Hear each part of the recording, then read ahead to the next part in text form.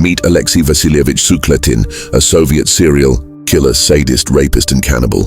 In the 1980s, the case of this cannibal plunged the whole country into horror. Together with his cohabitant Medina Shakirova, Sukletin killed and dismembered girls and then sold human meat to neighbors under the guise of sirloin. Alexei Sukletin was born during the Great Patriotic War on March 23, 1943. The boy spent the first years of his childhood in hospitals as his mother was a nurse and he did not remember his father at all. After the war, the Sukletin family settled in Kazan, where in 1950 Alexei entered school. The boy was not distinguished by any unique knowledge and talents. Also, like many of his peers, Sukletin studied for 2s and 3s. Alexei was distinguished by other things, for example, cruelty. Already at the age of 7, he strangled a kitten, and at 9, he burned a dog. In adolescence, Alexei began to drink heavily, after which he became inadequate. Once, after another such drinking at the age of 17, he was arrested for rape. On a February night, he attacked a girl in the street, hit her on the head with a heavy blunt object. Then he threw her on the snow and planned to abuse her. But 2 young people decided to take a shortcut through a blind courtyard. What was going on in Sukletin's drunken head is unknown, but instead of running away, he asked them to leave. The sturdy young guys quickly twisted him up and took him to the police. In the hospital, the injured girl came to her senses and told how everything had gone. At the trial, Lesha sobbed like a girl, and his mother, a longtime pensioner, tearfully begged not to punish her son. Back in 1960, Sukletin was threatened with execution for rape. But thanks to his mother's merits before the motherland, the judges gave him an extremely mild sentence, only 2 years of imprisonment. He was sent to an educational labor colony for juvenile criminals.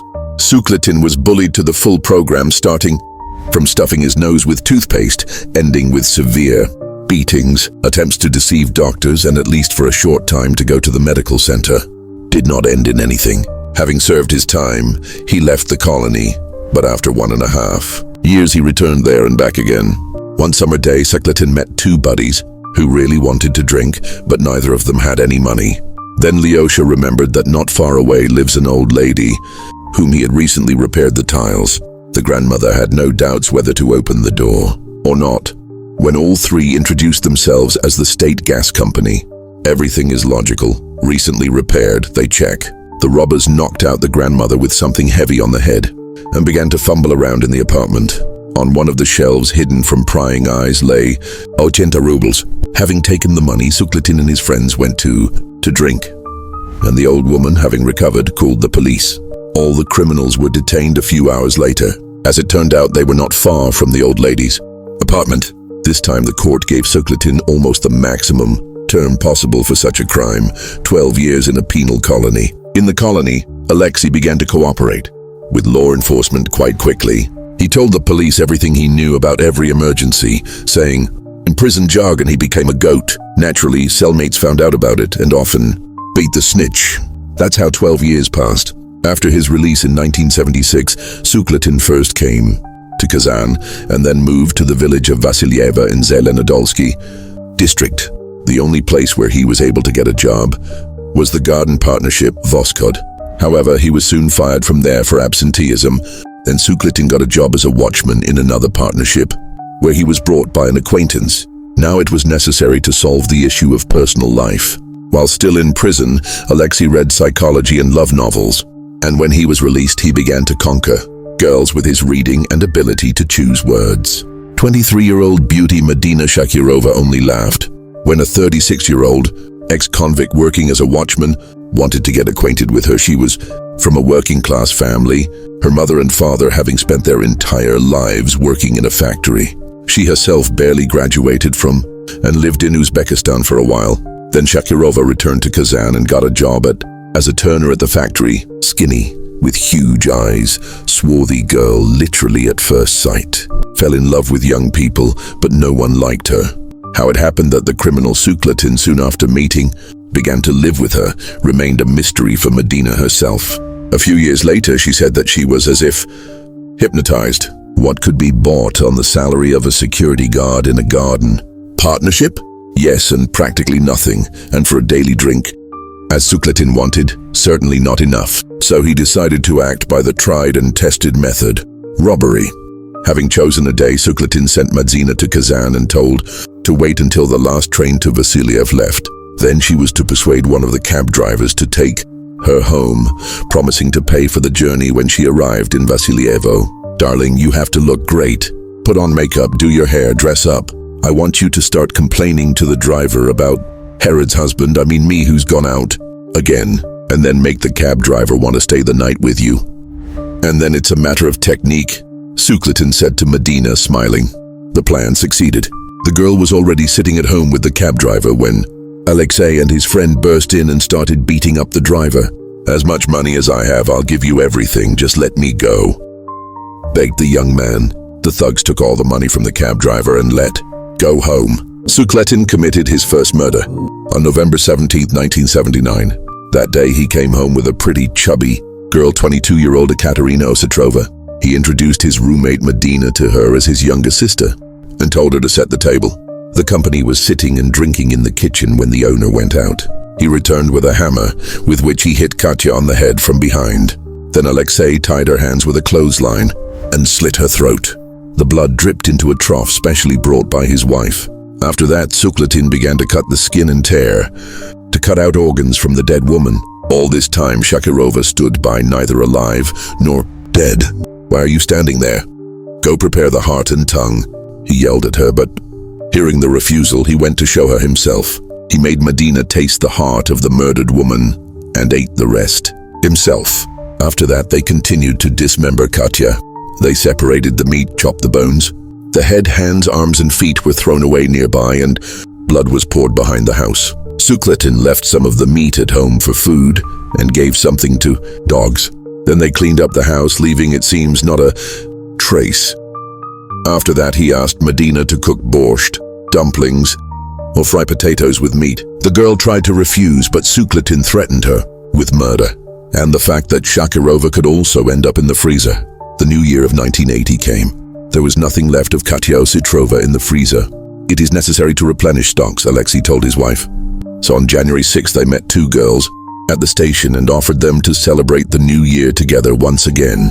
The girls immediately agreed, and the whole company went to Sukletin's. They sat and drank. In order not to catch a car, Tanya and Lena were offered to stay until morning.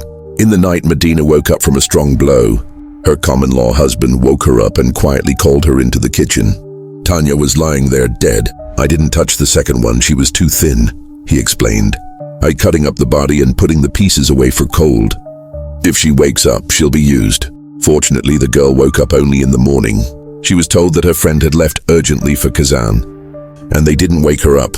She was sleeping very sweetly. Lena had no idea that her thinness had saved her life.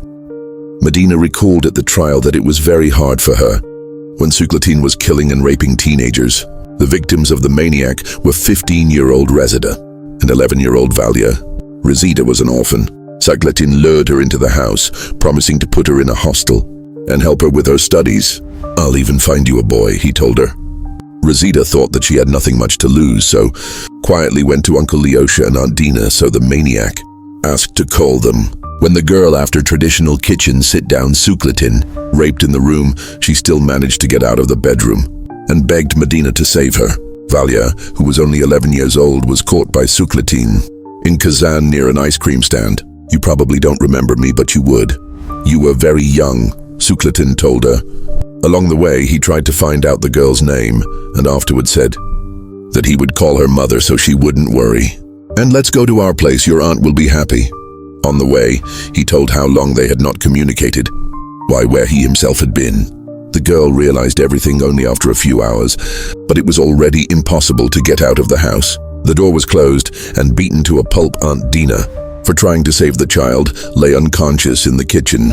The heads, hands, arms, and feet of the girls will be found later by law enforcers in the neighborhood of the house. It is not known how often Alexei beat his cohabitant.